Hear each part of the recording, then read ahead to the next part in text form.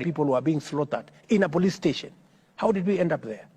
You know, what kind of rogue, you know, institution? And that is why I fired that Kinoti man.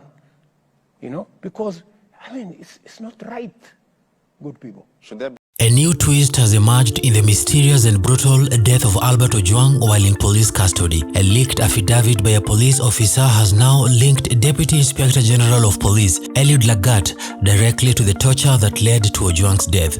This fresh revelation has sent shockwaves across Kenya's political class, leaving President William Ruto, ODM leader Raila Odinga, and Cabinet Secretary Kipchumba Murkomen in panic. According to documents presented to the Independent Policing Oversight Authority a police officer named James Mukwana revealed disturbing details about what really happened behind the closed doors. Mukwana claimed he received direct instructions from Central Police Station's Officer Commanding Station OCS, Mr. TALAAM, asking him to prepare a group of inmates to discipline Albert Ojwang, who was to be brought to the station late at night. Mukwana further stated that the OCS told him the order had come from none other than DIG Eliud Lagat, the man who had earlier filed a complaint against Ojwang. The complaint, now at the center of the controversy, accused Ojwang of tarnishing Lagat's name and linking him to corruption.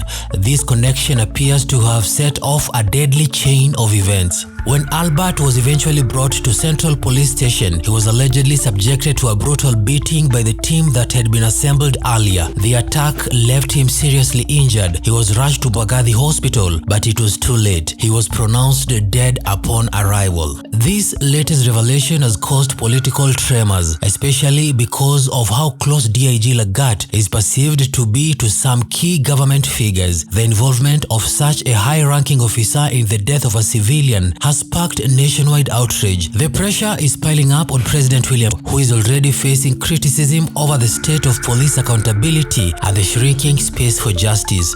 Ruto's silence on the matter is being interpreted by some as an attempt to protect powerful individuals. Raila Odinga, on the other hand, finds himself in a difficult position as well. His recent handshake and growing political warmth with the government have cast doubts on his willingness to challenge the regime on issues of justice and human rights.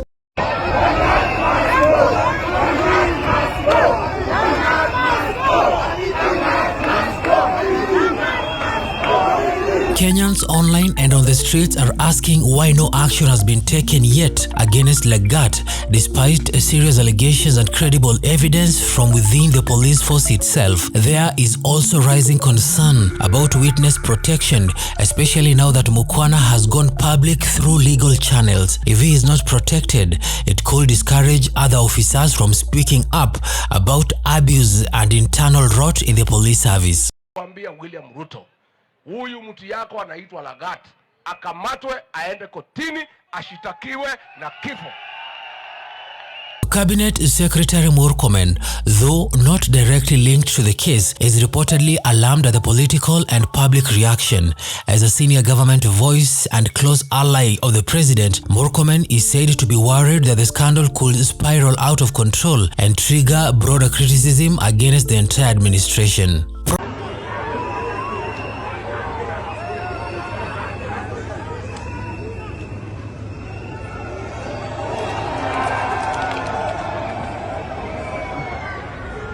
Protests have already been planned across various towns as Kenyans demand justice for Ojwang. Youth groups, human rights organizations, and concerned citizens are expected to take to the streets today. The protesters are calling for the immediate arrest of DIG Lagat and for a transparent investigation into the actions of the officers at Central Police Station on the night of Ojwang's death. The case has once again shone a light on the dark underbelly of police operations in Kenya, a place where torture, abuse, and power and cover-ups are still very much alive. The fact that a senior officer is accused of directing torture has raised fears that such practices are more widespread and sanctioned at higher levels than previously thought. Munafikiria sisi kichwa yetu ni mbaya? Ni madharau si madharau? Sasa kijana ameuawa pale Nairobi anaitwa Ojwang. Ameuawa na Deputy Inspector General of Police anaitwa Lagat. Sidio? Na huyo ni mtu ya Ruto na Murkomen.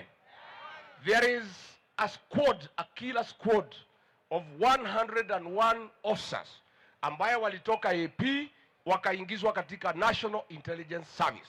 Hao ndio wamefanya kazi ya abduction na kuua Gen Z. William Ruto sasa amechukua huyu Lagat, amemfanya komanda ya hiyo kikosi. Ndio huyu mtu anaitwa Ojwang amewekwa Central Police Station. Huyu Lagat ametuma watu wameenda pale wameua yeye.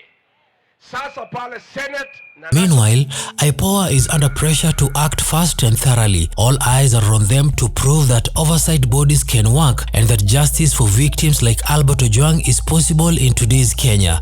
For now, the streets are boiling, social media is buzzing, and the political class is clearly rattled. As more details continue to surface, it's clear that this is not just a police brutality case.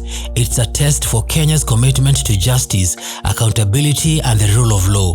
Whether or not powerful people will face the consequences remains to be seen, but what is certain is that the people are watching and they are demanding for answers. Once they are interdicted, we allow the investigation to continue, and then at the end of the day, we are going to get a way forward from IPOA. If any one of them is found to have committed an offense, then so be it. The law will deal with them. Yes, thank you very much. And then that's a bit.